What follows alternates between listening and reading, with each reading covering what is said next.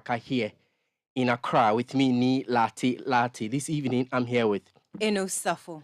In the next 90 minutes, division is emerging among groups leading the charge for the payment of matured coupons owed bondholders as fresh proposal by Individual Bondholders Forum to have principals converted to Treasury bills seems to be evoking disagreement. We are not happy about the technical committee. As a group, we are not happy about how government is doing, so that's how we are withdrawing. The current position is a far cry from the primary expectation of our members, which is to get their funds borrowed by the government. Some of these views are not even discussed with bondholders or groups of bondholders. It is sad to state that these uncertainties with payments have caused a lot of stress and, in an instance, the death of a member. We have that debate here for you tonight. Also, war of words between former chair of the Interministerial Committee on Illegal Mining and top government officials rages on. Tonight, we dissect Professor Frimpong Boateng's response to comments made by Information Minister and NPP stalwart Gabi Otredako overall on his Galamsey report. Later, Opposition National Democratic Congress poised to snatch Kumawu seat from the governing New Patriotic Party after the NPP elected Ernest Kumi as its parliamentary candidate ahead of the May 23 by-election for the constituency. This evening, we hear from the man whose job it is to ensure the NPP retains the seat. Stay with 97.3 City FM for more on these and other stories on Eyewitness News and in business. Government urged to accelerate discussions with bilateral partners to ensure country restores reserves. That will be in 50 minutes with Safo for the top stories in the world of business. Eyewitness News is live across the country on Beach 105.5 FM in Takoradi, Sky Power 93.5 FM also in Takoradi, both in the Western region. If you are listening to us in the Bono region, this is Greener 95.9 FM in Sunyani and Hames Radio 106.5 FM in Goso in the Ahafu region. In the Ashanti region, we are live on Focus 94.3 FM in Kumasi and Orange 107.9 FM also in Kumasi. In the Volta region, we are live on Revival 99.3 FM in Tajehu, Cool 103.5 FM in Ho. In the Northern region, this is Radio Bimbela 91.9 FM, Tanga 93.7 FM in Bolga in the Upper East region, Tunso 97.3 FM in Wa and Drapa, 96.1 FM, both in the Upper West region. The show is also live on Facebook on City 97.3 FM and also on YouTube on CityTube. Eyewitness News is interactive. Tell us what you make of the story. Share your views and thoughts via WhatsApp on 0549986996, 0549986996. This is Eyewitness News on 97.3 City FM. My name is Ni Laate here with Safo on 97.3 FM. This is City, and then this is Eyewitness News. Our first story has to do with issues in the financial sector. Has that story. The Individual Bondholders Association of Ghana has withdrawn its participation from the technical committee set up by the Finance Ministry to find solutions to the debt owed individual bondholders by government. Government owes individual bondholders in excess of 1 billion cedis of coupons and principal payments since February 2023. The technical committee was asked to reconvene to find ways government and the bondholders can come to an agreement. Well, let's speak to the man as far as this particular issue is concerned. Martin Pebu is convener of the Individual Bondholders Association of Ghana to have his reaction on this particular issue. So the story is that the group, there seems to be growing division, and so Martin Pebu is here to clarify some of the issues for us. Mr. Pebu, thank you for joining us on Eyewitness News. At a time when all eyes are on you to push government to get the matured coupons of bondholders paid, we are learning of this form of disagreement between you and other members of the group. What really is your problem? Well, Lee, the thing is that government is just trying to hoodwink us, that's deceive us by barely claiming that government doesn't have money to pay the matured bonds and coupons. You see? So we said, that the Individual Bondholders Association of Ghana, that government cannot be held to say so. We finished the DDEP not long ago. Government knew its finances and promised that government would honor existing bonds. So just 2 months down the line, not even 2 months, soon after completing the DDEP, then government started defaulting. So then you see that this is not natural. It's an artificial claim and not backed by any evidence that government is not able to pay. You see, I think government just doesn't, realize and is not sensitive to the plight of individual bondholders. That's how come government has the audacity to come out and say that there's no money to pay, so we should look at other ways of helping government to contain the situation. That's how come we said no, we are not going to be part of the technical committee anymore, because it is very clear to us that government is just interested in deceiving us. And I mean, this is a very expensive joke, because you see that citizens are dying, citizens can't buy food, citizens can't pay rent, etc., because their money is with government. And government is refusing to pay under the guise that, oh, there's no money to pay. When government just came out of the DDEP, in which the president and even the finance minister all promised that they will honor existing bonds, and that's the existing bonds. Yeah. But this is a technical committee, your own relentless effort, Beth, and for which reason you hoped that the formation of this particular committee will lead to the payment of individual bondholders. But this evening, as you speak to me, you want to say that the government claim of saying that there is no money in the system, leading to its inability to have the bondholders payment made. You want to describe it as an artificial claim and even say that it's an expensive joke? Yeah, so very, very, very clear to us, me. Very, very clear to us.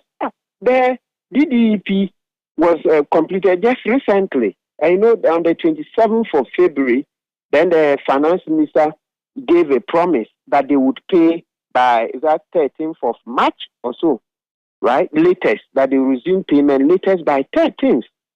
And yet, even the ones that matured on the 20th of February have not been paid. Can you imagine? You see, at the time the DDP was ongoing, some matured on the 6th, but were not paid. Government didn't give a reason at all. Some matured on the 6th of February. At that time, the DDP was ongoing. Government didn't give a reason. It just kept quiet. And then later, at its own time, it came out to say that, oh, it will honor all the existing bonds and all the existing bonds. So we came out of the DDEP, and that one was paid.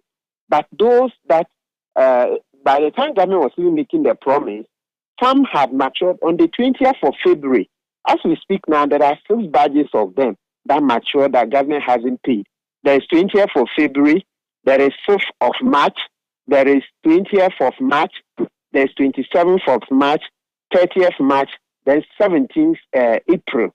All of this government hasn't paid. So when you step back and look at it, the finance minister's promise came on the 27th of February. 27th of February, you see a statement to that effect that they will resume payment latest by 13th of March. And you see, we did this analysis. Even when you say latest, then that means that before that date, you were going to do something. By just saying that if I fail to, that date should be the last date. So we even explained that in such a case, in order to create goodwill, you even try and pay some people a week, at least a week before, so that then people would take you serious as a government. None of this was done. The date came and passed. No payment was made. And then since then, it's been one story after another. So the point I'm making is that, are we saying that by the time government was making that statement on 27th of February, government didn't intend to pay even the ones that had matured on 20th February? You see, some matured on 20th February, and then there was a statement on 27th that, oh, we will pay. So from that time we will pay till date. Government is not paying even the ones that matured on 20th 20th of February, meaning that government paid some, that's the 5th of February and the other one, but didn't pay even the one that matured on 20th of February. How? So at the time government was making a commitment to pay, it means that government didn't even intend to pay what had already accrued. That's the point I'm making. Much less the ones that have accrued after the 27th notice. It's a shame. We can't do this. Bani, let's mention very strongly that these are the bonds that have made President Kufuor and the finance minister rich through data bank. The commissions that data bank made. Well, Mr. Martin Pebu, government may have defaulted, but you also admit that government honored some of its obligations in the past. Is it not right for you to exercise further patience because of the level of difficulties economic-wise that we are facing? And for you, you think the solution lies in the fact that you want to recuse yourself from the technical committee and essentially leave these bondholders to their fate? Yes, when you say economic difficulties, let's not jump onto slogans when we've not seen the books, when we've not been shown what revenues government has. Don't forget, these coupons, etc., they are in the budget. Yes, I know a budget is projections and estimates. Yes, but we've made provision for those.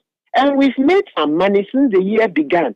So government has to sit us down and show us the books so that we can also check and be satisfied, especially in the context where government has been flip-flopping, government has been deceiving us, making U-turns.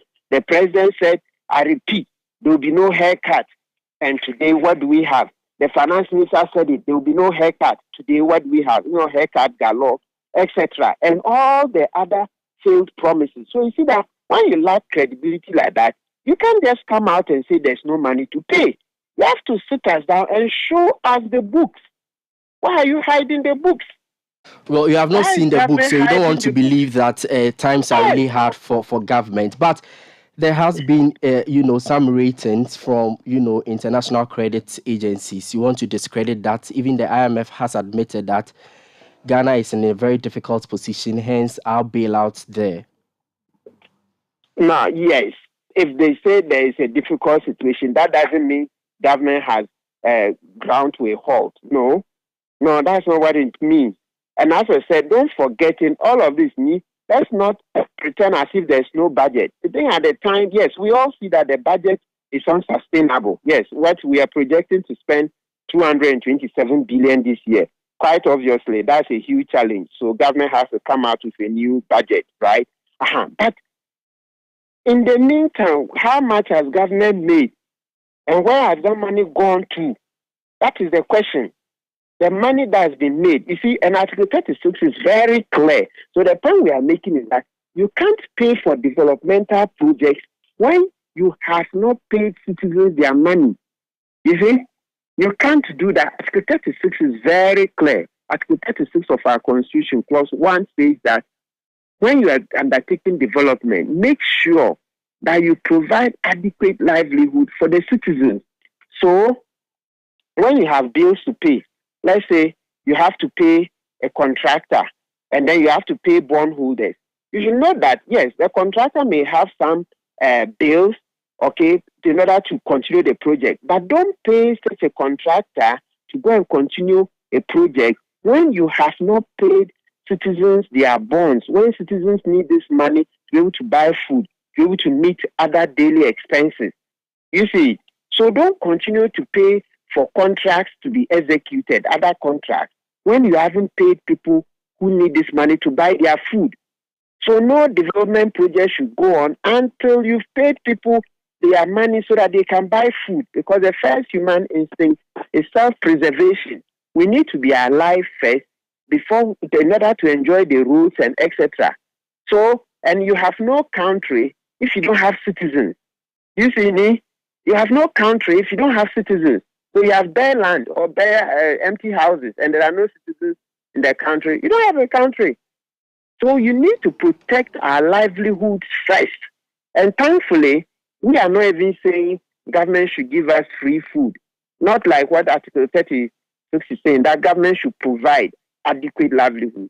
We are saying that pay us what you owe us so that we can provide our own livelihood.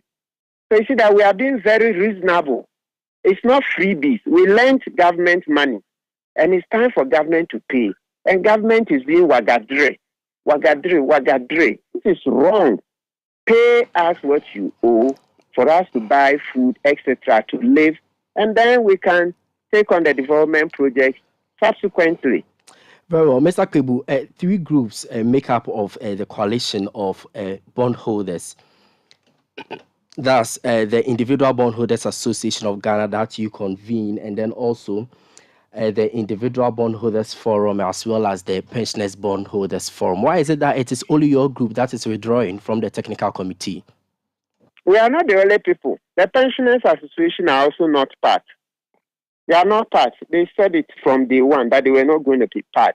And for us to Individual Bondholders Association, we also made a point that when we had a meeting with the Minister of State at the Finance Ministry, Honorable Mohammed Amin Adam, yes, and then Dr. John Kumawu, that meeting, I think that was on Monday, 17th April, last Monday, a week ago.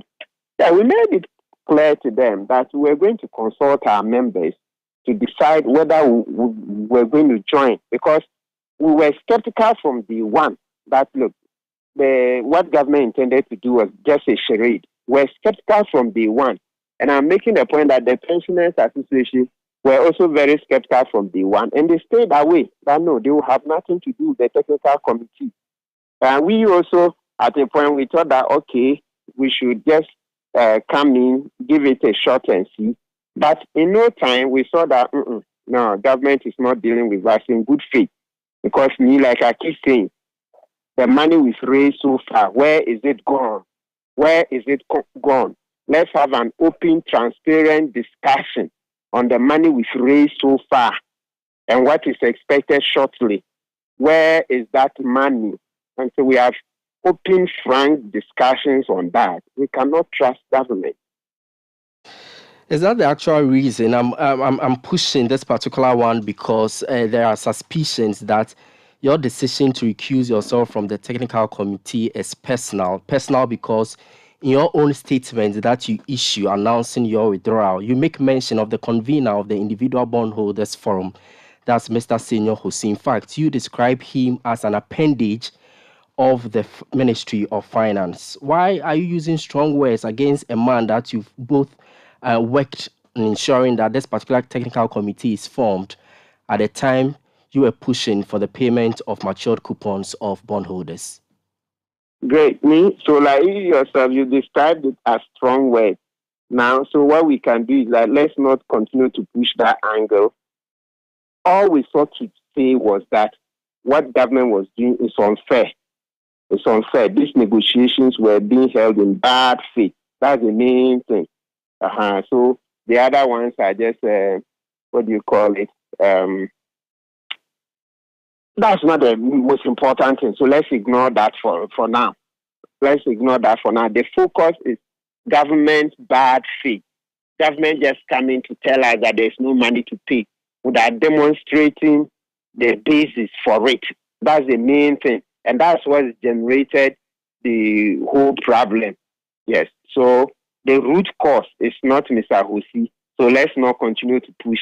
I mean, yes, we worked together with Mr. Hosea in the past.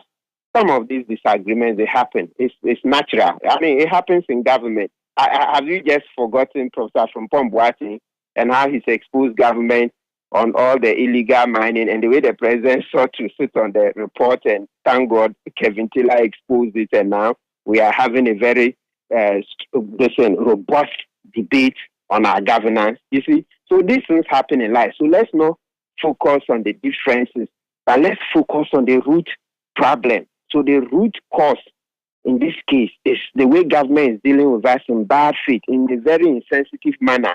When government, the principal architects, President Kufuor and Ofuriatta, are now swimming in wealth, great opulence, great wealth, illegal wealth through data bank. I mean, can you imagine? They are now enjoying and are killing citizens. They don't want citizens to take what is due citizens from government. That is where the problem is coming from. So we and Mr. Hosea, no, it's not a big problem. Some of these things. They are minor things. They happen in life. Even married couples fight. Even married couples fight. You ask married couples, they'll tell you it's natural. That's okay. But he's actually been making one proposal that the principal payment of the bondholders should be converted to treasury bills. That's the proposal Mr. Senior Hosi is making to government. Do you want to share in that proposal? That is why we are saying that we are jumping the gun. Government hasn't shown what the money was raised, what it's been used for, what has happened. There's not been a frank conversation on the money we've raised so far and what we intend to raise.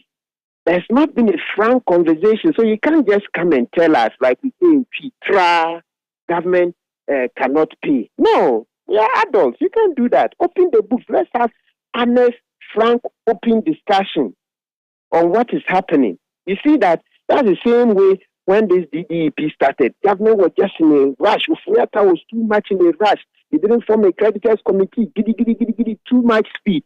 You see, they went to the IMF, and at the end of the day, the IMF showed dissatisfaction with the domestic debt exchange program. So you see that they've come back, and now they want to do another round with the pension funds. Thank God the pension funds are having nothing to do with it. You see how Nagrat, etc., came out to say that government shouldn't even dream of it. So is this speed? Too much speed. The government doesn't want to consult. I know it all. Then you go and crash. That's the lesson the Sofuriata should learn. So they should open the book. Let's see what is the problem. Let's understand the real problem, if there is any. All right. Finally, you met government on the 14th of April, and you expect that based on that particular meeting, all outstanding principals and coupons will be paid. When do you expect government to make this particular payment, and failure to do so, what will you say should be the middle ground going forward? Yeah, so we're expecting government to make payments now. As far as we are concerned, government hasn't demonstrated any reasons, any basis for its inability to pay. So it means that government must pay. And as I told you, you look at the time government was making the promise. Just, 27th of February. It's a written statement. You can check. You see. 27th of February says we will resume payment by 13th March. So what's happened? Right? 27th of February. Just 2 months ago. What has happened? Has there been a tsunami in Ghana since then? Has there been a tsunami? Has there been any other, catastrophe that's derailed our budget? None. We haven't seen anything. So you see, listen, these things, you don't even need to be an economist. Sometimes you just use common sense. Between that time and today, what happened? We are all here in Ghana. We've not seen any natural catastrophe. Nothing has changed that could possibly have derailed government plans. No. So you see that rather it's quite clear that government is just trying to just further push back. Is that IMF thing? Possibly. Because the IMF is not happy with the way the domestic debt exchange program was done. It wasn't properly done. The scope wasn't deep enough and all that. Then government is just trying to use the back door. Talk openly. Let's see if there is merit in your argument as a government. It's for us as bondholders to look at things and then see what we will do. And just don't come. Just without any basis. Government is not able to pay. No, that's not how you lead citizens. And are you ready to meet government if the invitation is extended to you now that you've withdrawn from the technical committee? Yes, the discussion would then be for us to look into the books. Yes, what is the problem from 27 February to now? What has happened? What has changed? Is there another miscalculation? Is it that they've goofed again, that they didn't do their calculations well? You see, so let's go into it. What has changed? You are our witness here. There's not been any catastrophe. Nothing has happened that is taking our budget out of what we have done. The possible one is the way the IMF is not happy with the way the domestic debt exchange program was done. Possibly, as I'm saying, we are left to conjecture, but we can't conjecture. The best is for us to sit at the table. Then let's have frank, honest, open conversation on this. Then we will see the way forward. This matter of misleading citizens, always presenting one set of facts today, then tomorrow you make a U-turn. You remember the mantra, the president said it. I repeat, there will be no haircut.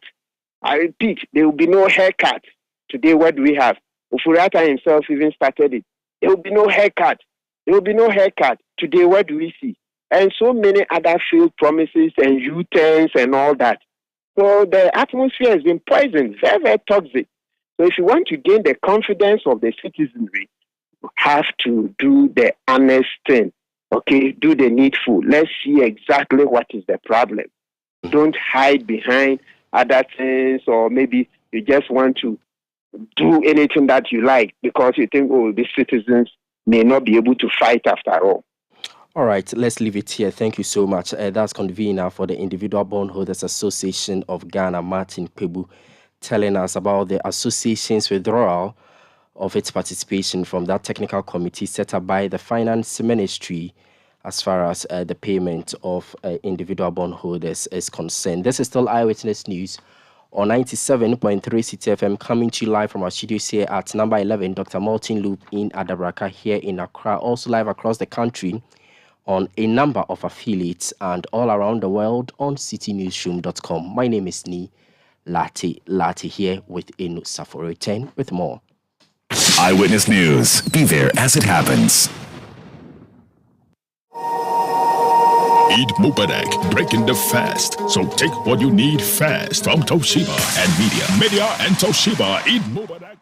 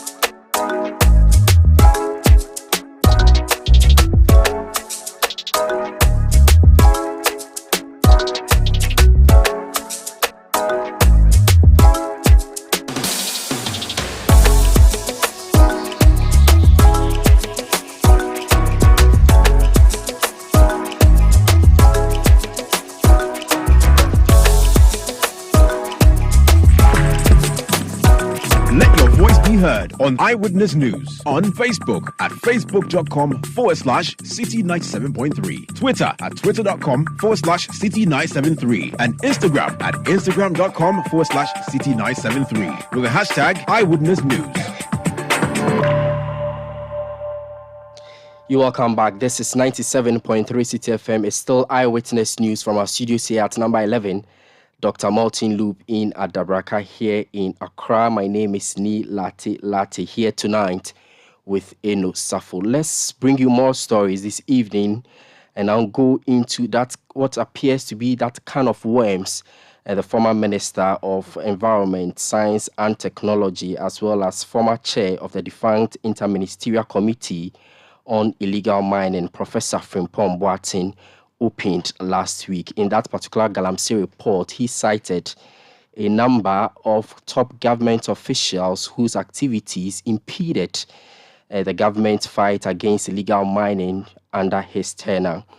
When that particular report was released, a lot of reactions came in from some of the persons who were indicted in that particular report. Key amongst them was Information Minister Kojo Nkrumah and NPP stalwart Gabi Otri-Darko. After their response, Professor Frimpong Boateng has actually reacted to the comment made by these two persons in particular. He's issued another statement replying the former minister, the Minister of Information, Kojo Nkrumah, I should say, and then also Gabi Otri-Darko. My colleague in the City Newsroom, Samiria, joins me in studio to look at this particular response from Professor Frimpong Boateng. Good evening to you, Sami, and thank you for joining us on Eyewitness News. Thank you very much, Nii. So, just as you may be aware, last week when Professor Frimpong Boateng released that particular, report, he mentioned some top government officials and how their activities hampered a government effort in tackling illegal mining. There were reactions from the camps of these persons. Today, the former ministers actually responded again to some of the key issues these persons have raised. First, let's begin with the Information Minister, Kojo Nkrumah.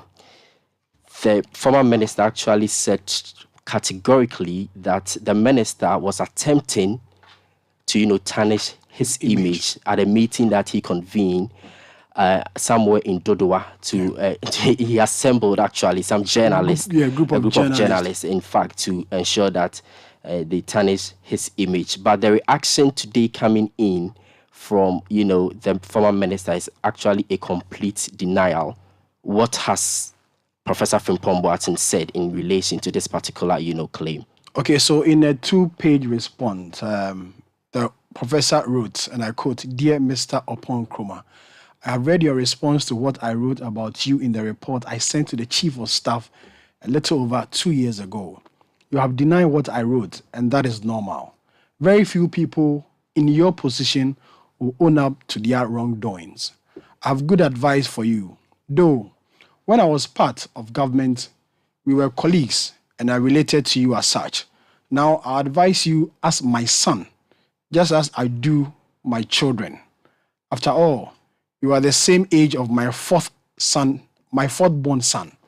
When I returned to Ghana from Germany to start the cardio center or the cardio project, you were just 6 years old as my fourth son. I will not lie to you or insult you or be harsh to you.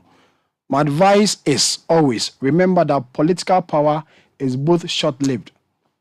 In about 2 years' time, you may no longer be in government and you may experience the real world as former high-profile political power holders do. I will urge you to do your work diligently and avoid the coded and evil tactics. Mr. Paul Adomotri boastfully and unshamefully told the world on Good Evening Ghana that you were employed to deal with your real and perceived enemies. Let me touch briefly on illegal mining. Last week, someone from your constituency sent me a video recording of illegal mining activities close to your hometown. I don't want to believe that what the person said about your role is true. The important thing is that Chinese and other Ghanaian collaborators are engaged in illegal mining at your doorstep. I encourage you to investigate and take appropriate action. The President of the Republic assures Ghanaians again and again that he's serious with the fight against illegal mining. As you all know, illegal mining does not only refer to non-possession of concession or mining permits, but also the following. 1. Mining close to water bodies. 2. Diversion of trailing into waters. 3. Mining in water bodies. 4. Use of dangerous chemicals such as mercury and cyanide. 5. Engaging of foreigners in small-scale mining. And 6. Non-reclamation of mine out areas. Have a blessed day. And then it was signed by Professor Frimpong Boateng, dated the 23rd of April 2023. And then he attached a video link of the perceived mining or galamsey taking place in Kojo Nkrumah's constituency. Interesting how the response of Professor Frimpong Boateng is coming as quote-unquote a fatherly advice to the minister responsible for information. I'm actually saying this because in Kojo upon Nkrumah's response to the minister, he also said that he There was someone he admired hold up to, yes. Yes, and so he forgives him for whatever he's done.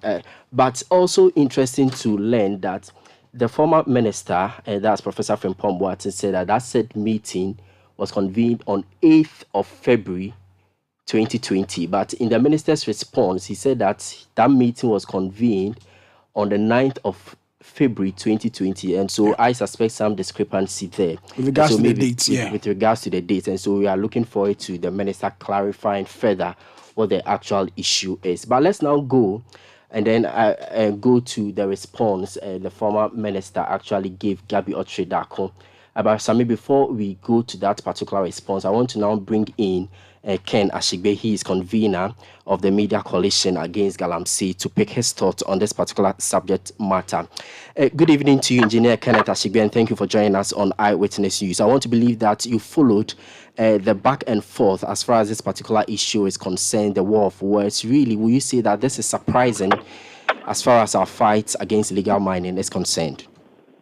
Well, my worry is not too much the war of words. My worry is more the presidency statement, the statement from the presidency about the fact that it was not an official report, from the former cabinet minister and chairperson for the interministerial committee. The content of that report, be it that people have deny them and all of that. And that's the right of those people. But the illegal mining scourge, it's a major thing. And I think that for the presidency, whether this is a formal report that has a transmittal letter attached to it or not, this is a former cabinet member, the chairperson of a committee making a report. And I think that in whatever form, it is important that it is taken as seriously as it ought. And that, the state that is close with all the powers to investigate, take these things seriously and look into it in such a way that those who are found culpable are punished. If there are things that are required of Professor Frimpong Boateng, it's asked of him, and we deal with the issues. We cannot govern our natural resource like this. We are in a country where already we are told about the billions of gold that have gone through illegal means. And we know in the past that even the president had complained about that before. And so if we are faced with this, it doesn't matter, for me, these are side comments that are happening. The most important thing is that we get an independent body, akin to the commission that looked at the Truth and Reconciliation during President Kufuor's time. But the only thing is that commission, that committee, whatever, legal contraption that is used, we make sure that the findings of that committee or commission can, be taken to court and people are prosecuted and punished for the wrongs that have been done. I was actually going to come to government's response on this particular report, but let's continue from here, because if you look at the government response to this particular issue, it actually said that the report contained catalogs of grievances and hearsays. Two things.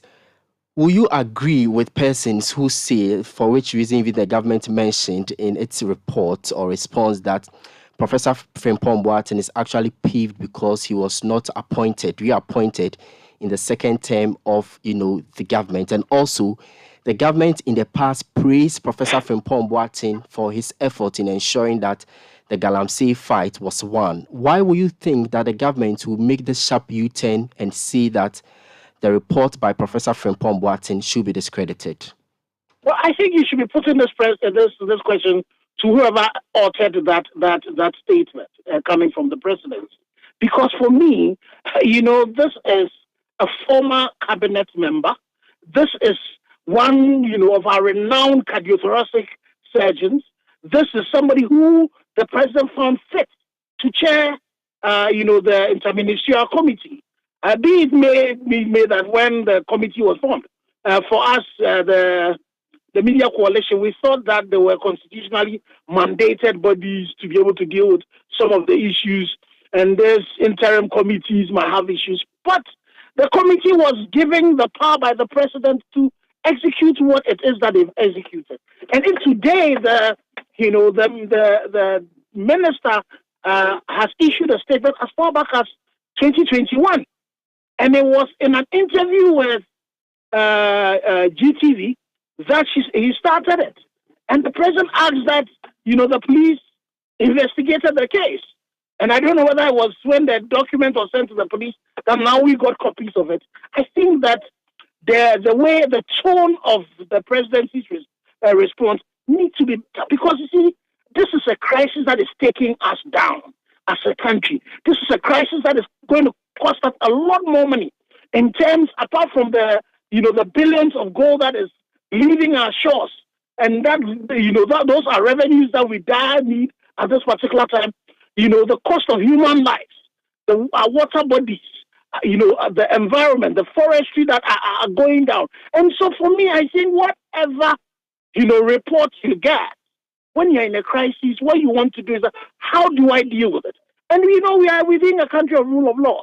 So everybody that is mentioned, is innocent to proven guilty. That is why, for me at this stage, I think the executive, what we should be doing is getting a proper committee. And I think that committee should be very independent of the current government, and should not only be made out of politicians. We need to include in expert academia. We need to include in even the media as well, to be able to look into this thing and get to the bottom of it. The president has told us time in, out, that he's really, serious about this fight. This is a particular test that is being put, and I'm hoping that we would see this issue being taken up when one of his own, one person that he himself had a lot of trust in and appointed, has made these comments. It's not everybody, who was in the first government that is back again. So why is it that we should think that, the professor is only doing this out of sour grapes? He's made some points that even we, as a media coalition, that some of the things that we knew were happening. And some of them are points that he has made. So I think the only thing, and for even those who have been mentioning it, is for an investigation to be done, so that if the allegations that have been made against them are wrong, they are cleared of it. And those who will also be found culpable are punished. Are we when the professor talks about the fact that people in high places are involved in it? We had the Minister for Lands and Natural Resources mention Akonta Mine, that has the chairperson of the Ashanti Regional chairperson of the MPP, as a director and involved in that. What has happened to that? Mr. Achigbe, you believe strongly that the government has a lot of questions to answer, and I was actually going to bring in the case of Akonta Mining. Last year, when the activities of Akonta Mining came to the radar, we heard the president openly declare in Koforidua that that particular mining firm was not engaged in any form of illegal mining. Today, we are learning also that the president is trying to discredit a report from its former minister. If you want to juxtapose these two instances, will you say that the government's position is actually a clear indication to protect its members complicit in this illegal activity? Well, I think you are drawing those inferences. The time when we were in Koforidua, when I raised that question, the president said, as we speak. But the accusation I was making was the fact that, which was something that the Minister for Lands and Natural Resources had made, was activities that had been done prior to the time when I was having a conversation with the president at the Catholic Priest Congress. And so, and in this particular instance as well, I know the first thing the president did was to ask the police to look into it. So, well, I'm hoping that the IGP would do a good job at that, but we cannot leave it like that. We cannot just leave it to the executive, or the to do. All of us, we need to call for an independent probe into this to ensure that anybody who's found culpable is dealt with. So far as Akonta Mining is concerned, we have a petition with the police. And, I know the IGP has said the Director General for the CID should look into our petition. We're waiting for that to happen, because I know the police have done some investigation. And we'll be writing to the Director General very soon, and maybe reminding the IGP again that the referral that he made to his director general, nothing has happened. So I would want to say that sovereignty resides with us, the people. So we should be asking and calling, for this thing to be done.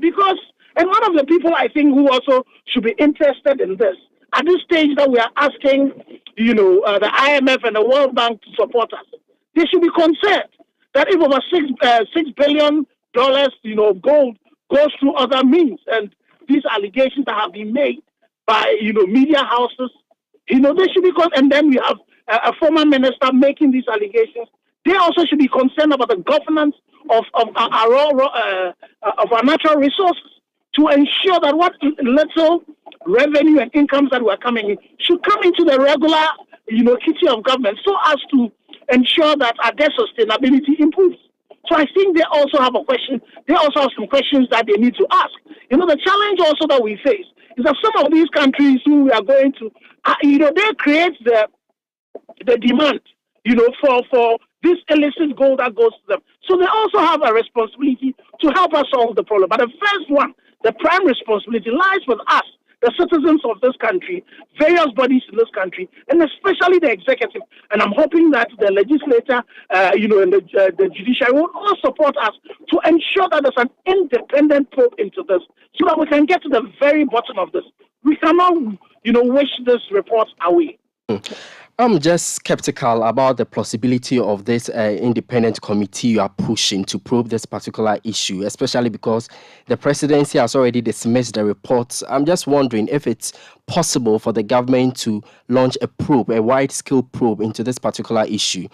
And also because of what we've seen in the past, that when committees are set up, they look into issues and the president tries to, dismiss the recommendations of these committees. Is it not time for us to look at, criminal prosecutions other than, the setting up of committees? Well, you see, the president has referred this, the professor's comments to the police. And, if you are raising that, remember when announced that, that probe into this interministerial committee, the IGP, the CID came and also whitewashed it. So, and I agree with you. If you look at the empirical evidence that we have, it's not really been hopeful.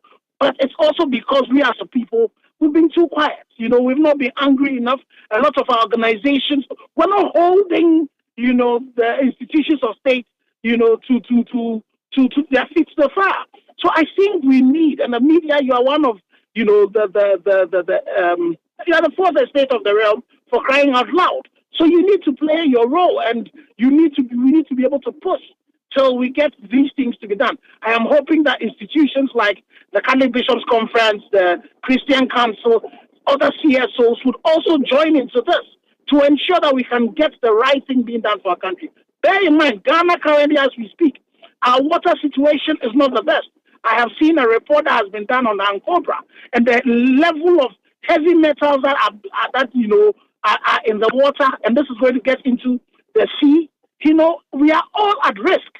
And the challenges that we're facing, where we have a lot of deformed babies being born, a lot of stillbirths coming up. And unfortunately, the impunity is on the rise. The illegality, these illegal miners now by the side of the road, you're seeing all of them in there. So this is a crisis that has gotten to, that is worsening as we speak.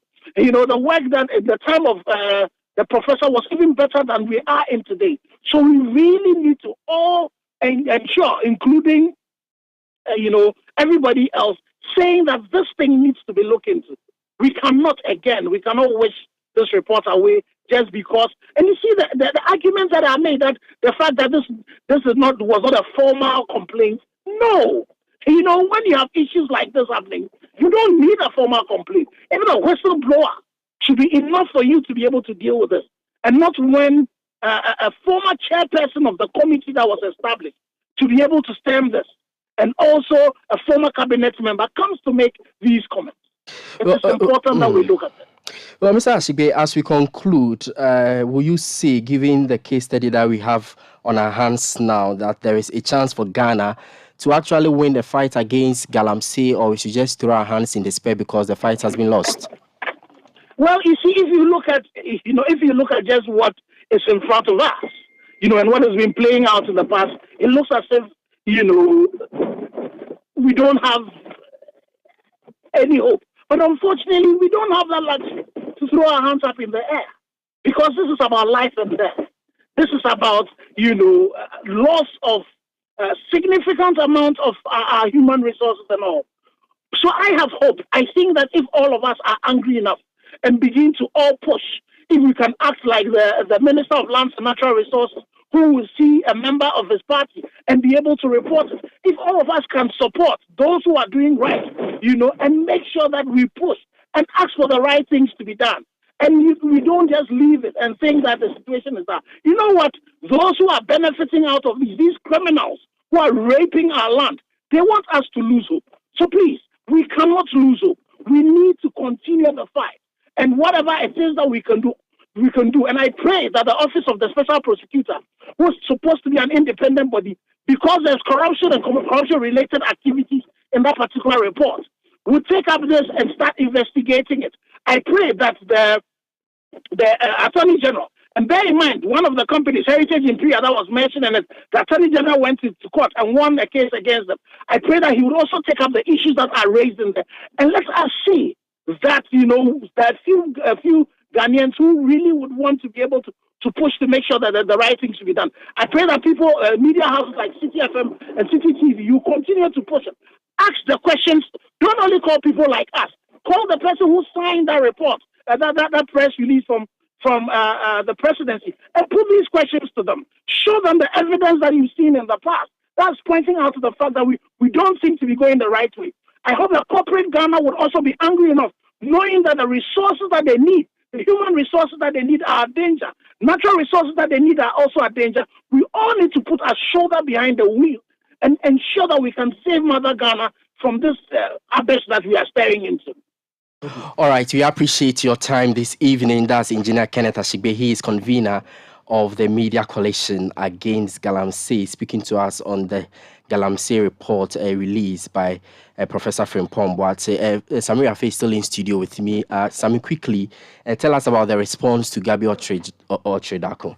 Okay, so the prof in a 13-page response on Gabi Otredako said, and I quote portions of the entire statement. It says, I've come across transcription of a statement made by Mr. Gabi Otredako during an interview he had with City FM on Thursday, 20th April 2023. After listening to the words of Mr. Gabi Otredako, I became sad for Ghana. I wondered what happened to us, or for us to get to this state where a person who is supposed to be a lawyer of a mining company exhibited such industrial skill ignorance about mining laws and regulations. Going over the videos and pictures depicting the environmental degradation in the area of operation of Mr. Gabi Otredako's client and seeing his ignorance, I am no longer surprised that Mr. Gabi Otredako has such precipitated view on mining activity and its landscape in Ghana. Mr. Gabi Otredako seems to have forgotten that his client has a strong history of acting with impunity. Donald Nchusua, who operated both C&J Alaska and Heritage Mining Company Limited, has a history of abusing mining permits and regulations. On the 29th of November 2016, Mr. Tony Obin, the then Chief Executive Officer of the Minerals Commission during the NDC administration, wrote to C&J Alaska that the company was seriously engaged in illegal mining on its prospecting license.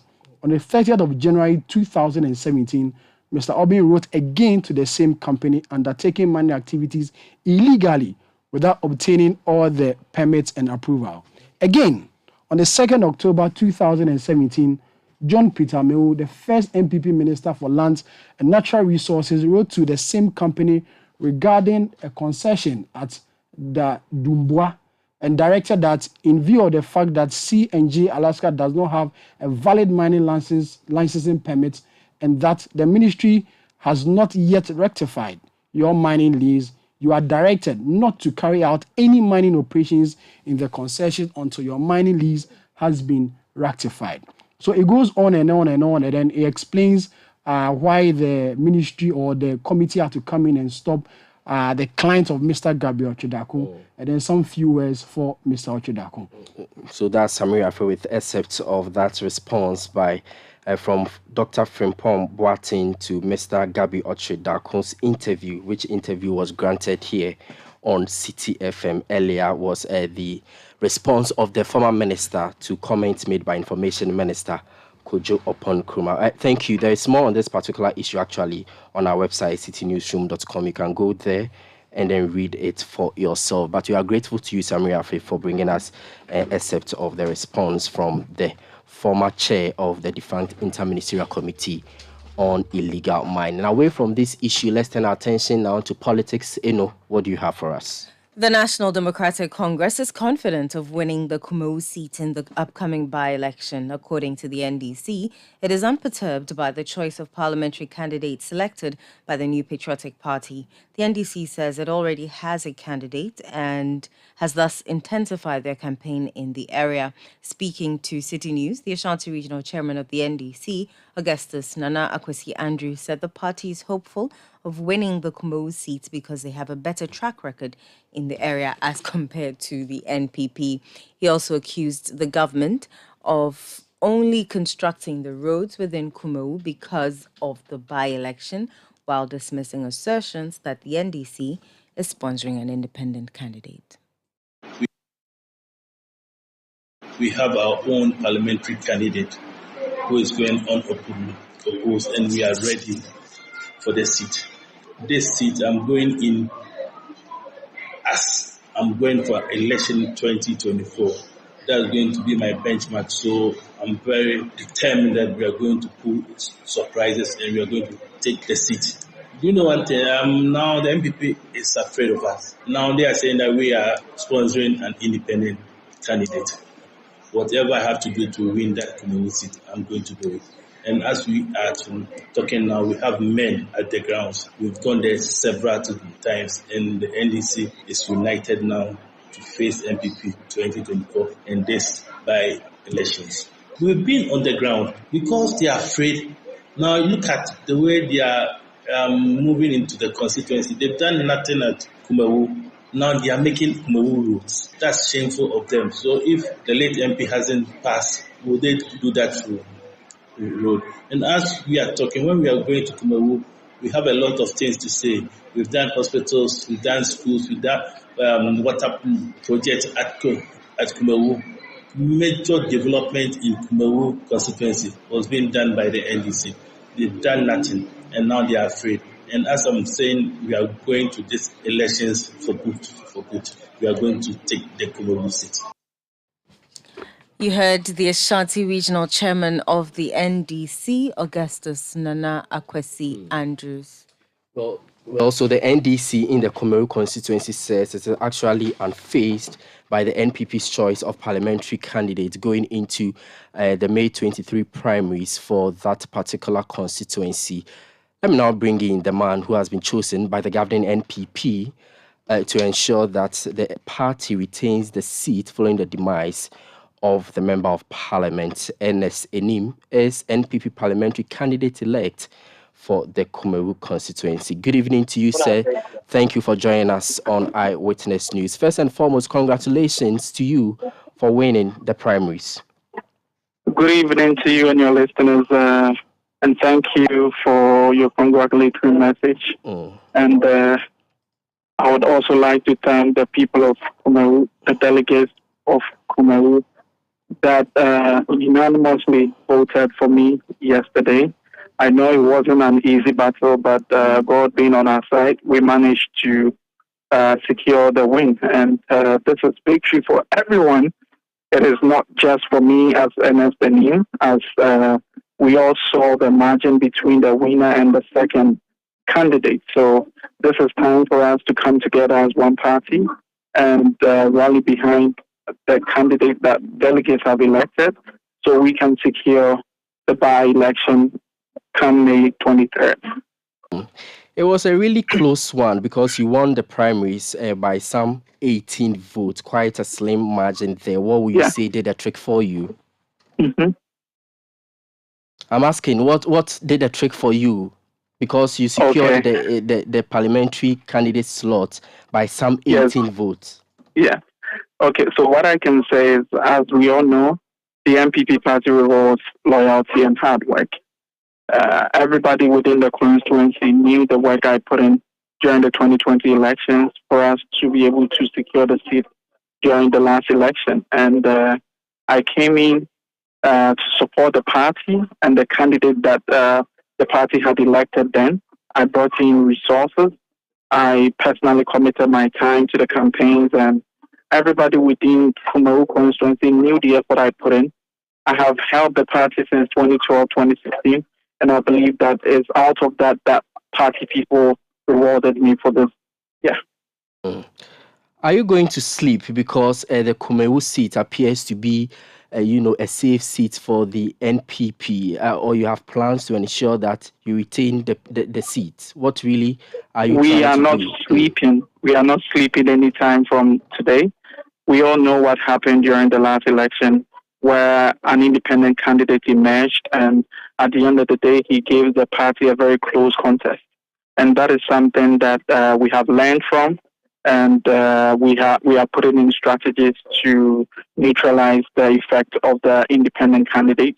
We also have the NDC who have a candidate already, and that candidate happens to come from my hometown. So it's a battle for the party. We need to be able to get down to our people, let them know what the MPP stands for, and the kind of governance we can give to our people. So for me, it is hard work from now. We need to put in more effort in reaching out to all the voters within the constituency, and I'm confident that once we are able to do that, and once we don't get complacent, I think that the victory will be ours. The victory you think that will be yours, but if you look at the turnout of this particular, primaries, your closest contender actually came close to you. It appears that you almost lost the election, which I want to believe that it's a really good one for introspection, if you want me to say so. Yeah. In knowing that there may be some form of division or cracks within the party, and so you do not have the full support of delegates in the constituency.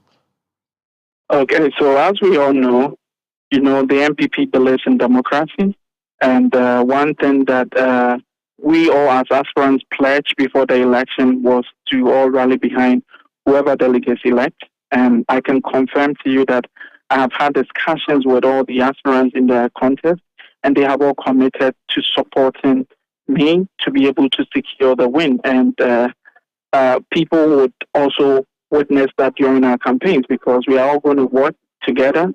We're going to work together for all the other aspirants, those that resigned before the election, those that also contested yesterday.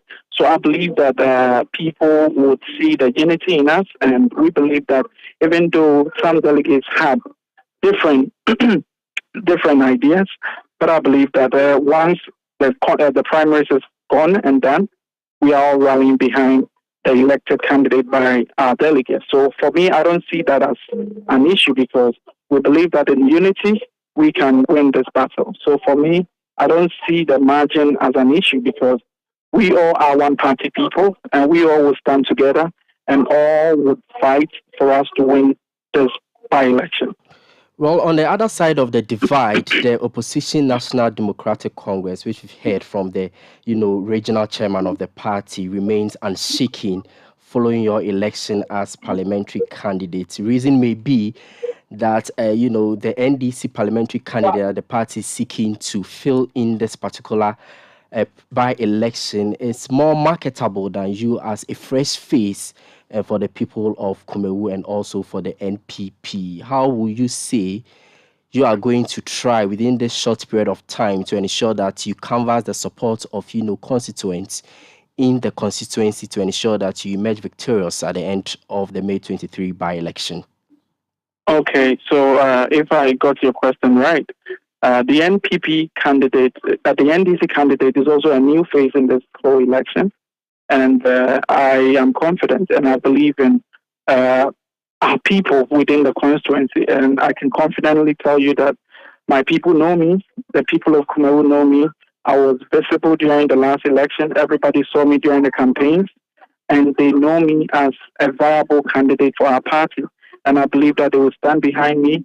All the 427 delegates we have will all rise up and join the campaign for us to win this by-election. Yes. Well, I'm just giving you 60 seconds to speak to your constituents ahead of the by-election. Okay, so I would like to thank all the delegates of Kumawu constituency, all stakeholders within Kumawu for having that confidence in me to be able to lead our party. I believe that this by-election is a very crucial one for our party. And I'm confident that once we are able to unify ourselves as one party, we would be able to conquer this battle ahead of us. And one more thing I would like to say is that in unity lies strength.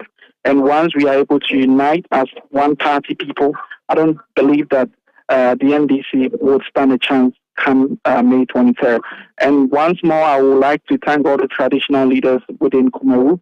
And I would want to assure everyone that once I'm elected as the as the member of parliament for Kumawu, I will be able to deliver. I will be able to bring development. I'll be able to unify our party, and our party will remain stronger and stronger come future elections. Thank you. I wish you well. That's Ernest Kumi. He is NPP parliamentary candidate for Kumawu constituency. This is still Eyewitness News on 97.3 CTFM, coming to you live from our studios here at number 11. Dr. Martin Loop in Adabraka here in Accra. My name is Laate here tonight with Safo. Returns with business right after this. Don't go away.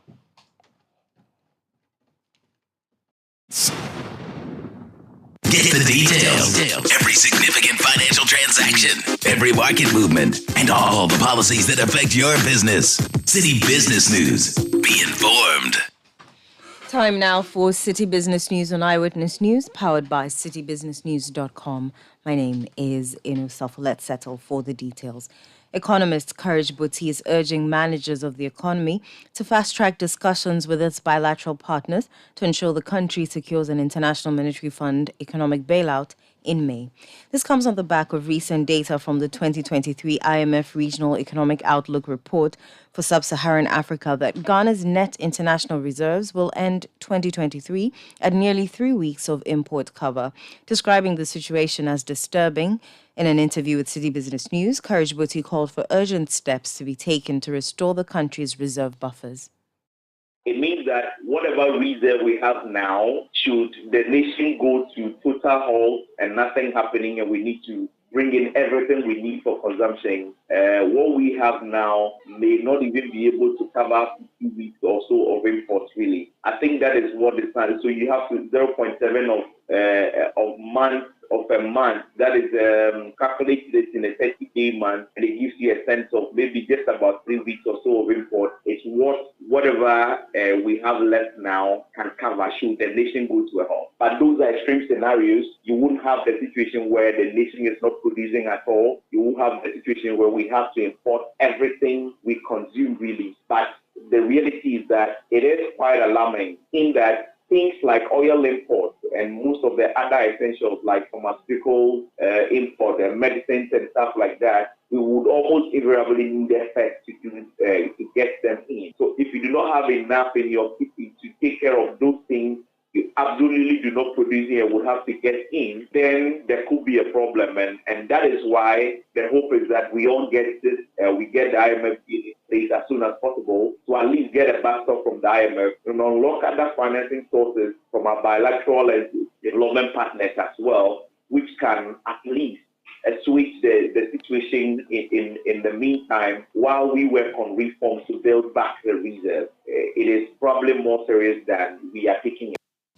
Courage Buti is an economist. Professor Lord Mensah, is advocating for an extension of the period of the International Monetary Fund that the International Monetary Fund spends on monitoring the government to ensure that the country adheres strictly to fiscal policies. Ghana's fiscal and debt vulnerabilities rapidly worsened amidst an increasingly challenging external environment, with Ghana's total public debt stock shooting up to 575.7 billion Ghana cedis at the end of November 2022. This has compelled the government to apply for a 3 billion loan from the IMF to bring the country's debt to sustainable levels and revive the economy. Professor Lord Mensah has been speaking to City Business News on the issue. You're an economic manager, as we have now, being the finance minister, and then the vice president being the economic management team leader. You should take the benefit and then the cost of the decision into consideration. But then looking at what we are going through with the debt restructuring, and then the kind of uncertainty that a debt restructuring has created, which is going to linger on for a long period. In the end, government raising money to rebuild the economy in the long term is going to be difficult. These are all costs that we should anticipate when it comes to the DDE. Let's not look at the monetary benefit, which is the 3 billion alone. Let's look at the possible financial discipline that they tend to put up on the Ghanaian, government anytime we go to the board and they try to control the fiscal, indiscipline that we have and try to tame the dynamics of inflation, interest rates, and all those. And these are the benefits we should look at. Maybe the 3 years that we stay with them is not enough. I think we should get a longer term to instill some discipline in the generations that will take up the management of the economy. Professor Lord Mensah is an economist. Now, the Chief Executive Officer of the Volta River Authority, Emmanuel Dakwa, has stated that the revenue mobilization exercise organized by the Electricity Company of Ghana is crucial as it will help replenish the cash waterfall platform. The cash waterfall mechanism seeks to clear power sector-related debt by distributing the revenues from sales of electricity proportionately among relevant energy sector players involved in the electricity supply value chain. However, over the years, many have described as ineffective as it starves members of revenue to meet their obligations. In an interview with the media, Emmanuel Dakwa noted that the efforts of the Electricity Company of Ghana must be supported to help save the company financially. There's always been debt between us and ECG. What ECG is doing, we fully support. I 100% support their efforts. And I'm hopeful that they'll be able to raise sufficient revenue to pay the debts that they owe us so that we can also pay debts that we owe others. In the whole mix, in the utility space, everybody owes everybody, as a manner of speaking. The cash waterfall mechanism is still working. So we are hopeful that now that ECG is raising funds, we'll be able to replenish the cash waterfall so that we'll all be able to share what additional revenue that has come in. That's what the whole cash waterfall thing is about, to ensure that anyone who contributes to generating electricity and so revenue from ECG, we all have a stake and a share in the revenue that comes. That was the Chief Executive Officer of the Volta River Authority, Emmanuel Dakwa. Just before we go, the Chief Executive Officer of the Asian African Consortium, Adelaide Arabe Japan, has highlighted the need for academia to collaborate with industry to find solutions to the deficit in rice production in the country. She explains that a well-thought-through research will redefine the growth of the industry and spur innovations amongst the youth who work within the sector. Adelaide Arabe Japan made these comments on the sidelines of the signing of an MOU between the Asian African Consortium, a subsidiary of the Jospon Group of Companies, and the University of Cape Coast in Accra to enhance rice production in the country. I believe today's collaboration has given us hope. From his own remarks, it was so assuring. And we know that the rice production will not be only the burden of Jospon Group of Companies or Asian African Consortium, but with the collaboration of the universities, we'll be able to make strides in whatever we have authenticated today. More so because we want to go into smart farming and to do oasis farming. We want to make it appealing to the youth so that they can have the desire to go into farming. We know people think when you go into agriculture, it is mediocre. And so some of the youth are not enthused to do agriculture. But this time around, we are making it palatable and appealing, bringing on board smart farming, sophisticated machineries, so that the youth will have more job to do and will be enthused about farming. That way, our economy will be blessed. Adelaide Arabe-Japon is the CEO of Asian African Consortium. The Vice-Chancellor of the University of Cape Coast, Professor Johnson Nyakubuampong, assured of innovative research to support the growth of rice production in the country. UCC will be undertaking research work, trying to help to get new breeds that will be able to withstand drought, and it will be also high yielding. They can also develop new seed crops that will have short period of maturity. So these are some of the things. Apart from that, even the soil, they will be able to identify suitable soil. And we have people who are also into pest control. So pest control is what. And then we have plant protection people. Also making sure that the seedlings or the plant does not suffer from diseases. That was the Vice-Chancellor of the University of Cape Coast, Professor Johnson Nyakubuampong. And that's all for City Business News on Eyewitness News. It was powered by your most comprehensive business website, citybusinessnews.com. My name is Safo. Up next is Point Blank. For Pepsodent, smiles are one of the most important things we have. The problem is, globally, 1 in 2 children suffer from cavities. Pepsodent, with maximum cavity protection, helps to prevent the formation of cavities. Pepsodent, because every smile matters. This advertisement has been vetted and approved by the FDA. If home is where the heart is, then let's go home, shall we? Let's go where the entertainment is, where the passion is, where the laughter is, and sometimes even the tears too. Let's go where we feel safe enough to share our opinions. And send tweets. Where we do that embarrassing little dance to our favorite song. Let's go home where the love, the care, and the joy live.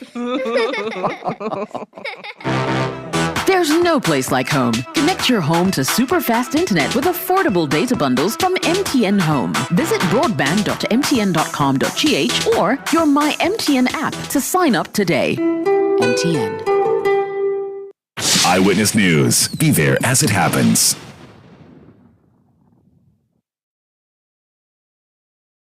How relevant are your skill sets with your evolving role in the workplace? At Benchmark, we only provide high-quality training in globally recognized professional credential to enhance your personal value in ACCA, CFA, FRM, including practical business application courses in financial modeling, computerized accounting, and many more. Contact Benchmark Learning Center, Okpongno Junction, Legon, or visit benchmarkghana.com. Be smart, be outstanding. Benchmark. It's creamy, creamy plus, delicious milk, creamy plus for you. Creamy Plus is a delightfully delicious option whenever and wherever the occasion calls for milk. For your quick meals on the go or quality time at the dining table, jazz up your favorite Gary soakings, mashed kinky, cereals, and all hot and cold beverages with a creamy, protein-rich, healthy option of milk. Creamy Plus evaporated milk with vegetable fat is all you need to stay on the go. Creamy Plus evaporated milk is now available in a shop near you. For bulk purchases, please contact Les Farm Distributors at Medina Ritz Junction on 0501 682 522, or Grace has found us at Akoko Photo Dansoman on 0245 162 747. Creamy Plus for you. Creamy Plus evaporated milk. This message has been vetted and approved by the FDA. Meet Mr. Ansah. He prefers to receive money from his friends and loved ones through the Agricultural Development Bank's remittance services, and his reason is simple. Oh, for me, my brother lives overseas and he often sends me money. I can access it at any ADB branch nationwide, and what he sends is exactly what I receive. No wahala. Is that why you prefer ADB's remittance services? Of course! Well, whether it is Western Union, MoneyGram, ZPay Instant Money, Unity Link, Real Money Transfer, or Transfast, receiving my money through ADB's remittance services is guaranteed. And with some of these services, you can receive the money directly into activate your ADB account. Do you know what the best part is? Share with us. You see, during this Ramadan, Easter and Eid al-Fitr, I'll be receiving money transfers. But I'm not worried because I can receive it at any ADB branch or selected branches on Saturdays and holidays. So my brother, you see, if you go somewhere else and you don't receive payment on time, all I can say is, Woko Hoko, yeah. Visit any of ADB's 87 networked branches nationwide, whether you are a customer or not, for the best in remittance services. ADB, truly a Greek and more. Eyewitness News. Be there as it happens.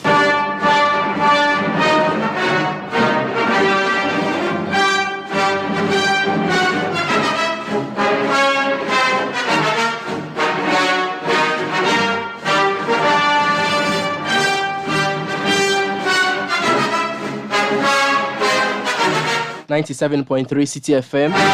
This is still Eyewitness News. Time now for Point Blank. And tonight on Point Blank, we bring you President Akufo-Addo's speech at the World Book Capital 2023 at the Accra International Conference Center today. The World Book Capital 2023 is an initiative of the United Nations Educational, Scientific and Cultural Organization, UNESCO. It is a real pleasure to join you this morning to launch the UNESCO World Book Capital 2023 in the vibrant capital of our nation, Accra.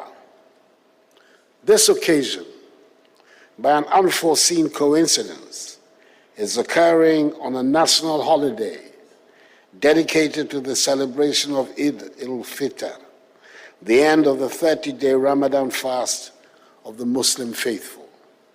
We in Ghana, even though predominantly Christian, celebrate both Christian and Muslim festivals. So let me wish you all Barka de Salah.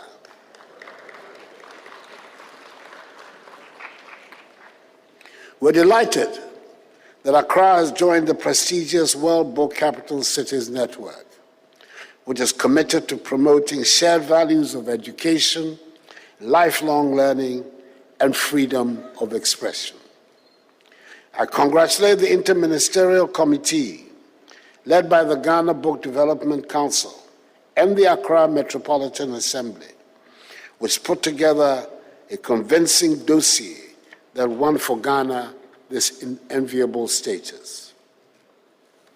I warmly welcome you once again, our international guests from around the world.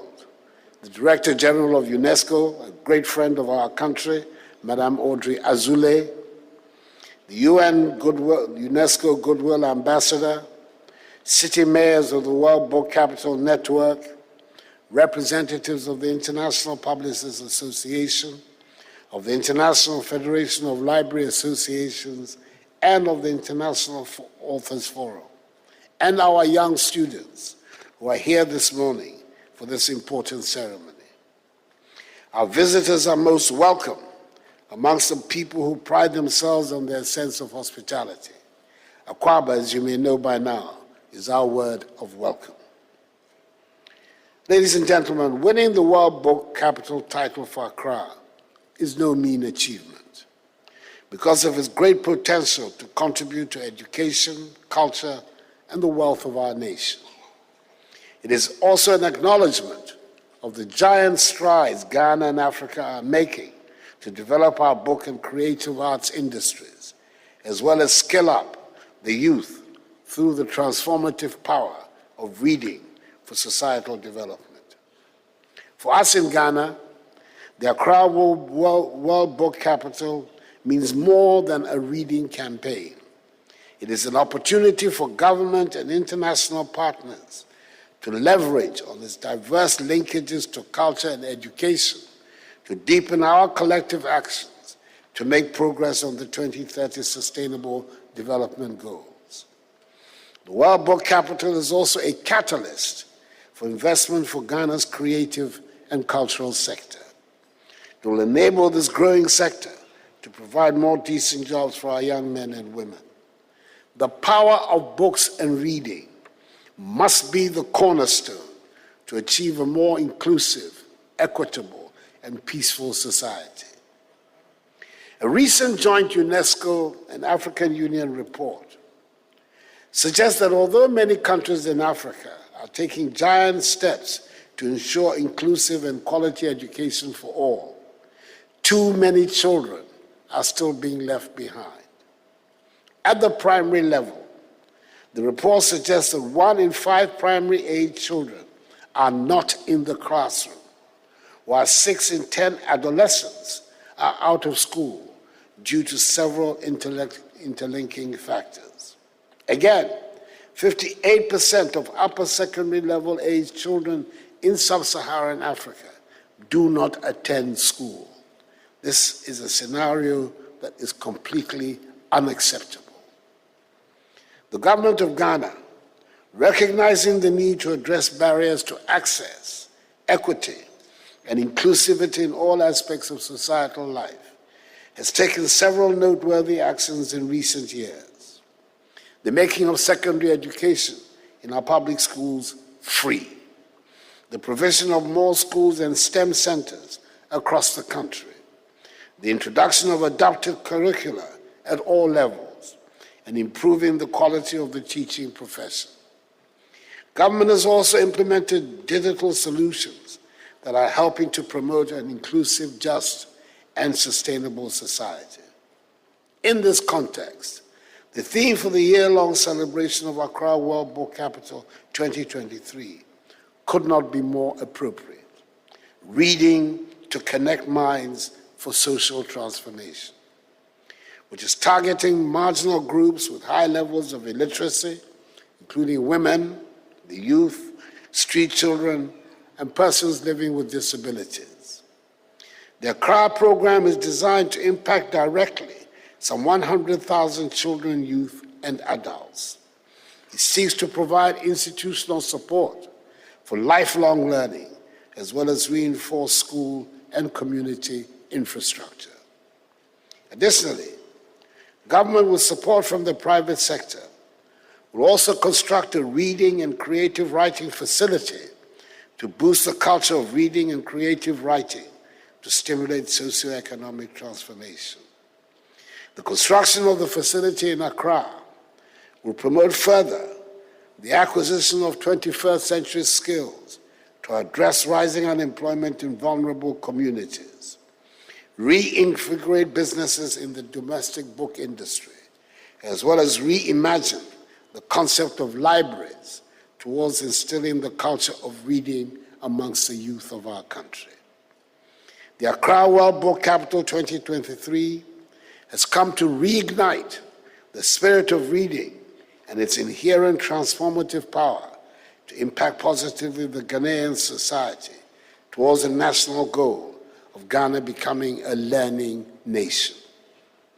We are confident that the World Book Capital Project will lay a strong foundation for Ghana and Africa and spur the implementation of the declarations emanating from the key continental and global education moments, including activities earmarked for the 2024 African Union Year of Education. To achieve this, there is a need for collective thinking and collaborative working among stakeholders in the education and culture spaces. To this end, I call on all stakeholders to come on board and support the programs for maximum impact. Further, I call on the private sector, corporate organizations, the UN family, foundations, and similar institutions to support financially this exciting initiative that seeks to connect minds for socioeconomic progress. Accordingly, ladies and gentlemen, Nananom Nime Name, I have the singular honor and pleasure to declare Accra World Book Capital 2023 duly launched.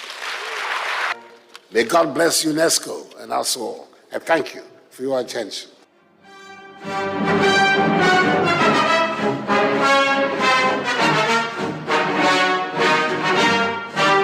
That was President Nana Addo Dankwa Akufo-Addo delivering his speech at the launch of the World Book Capital 2023. at the Accra International Conference Center here in Accra today. And that's it for today's edition of Eyewitness News on City 97.3 FM.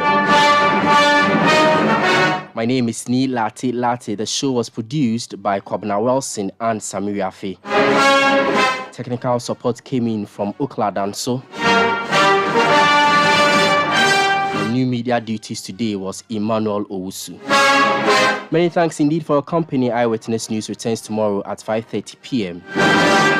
Have a good night.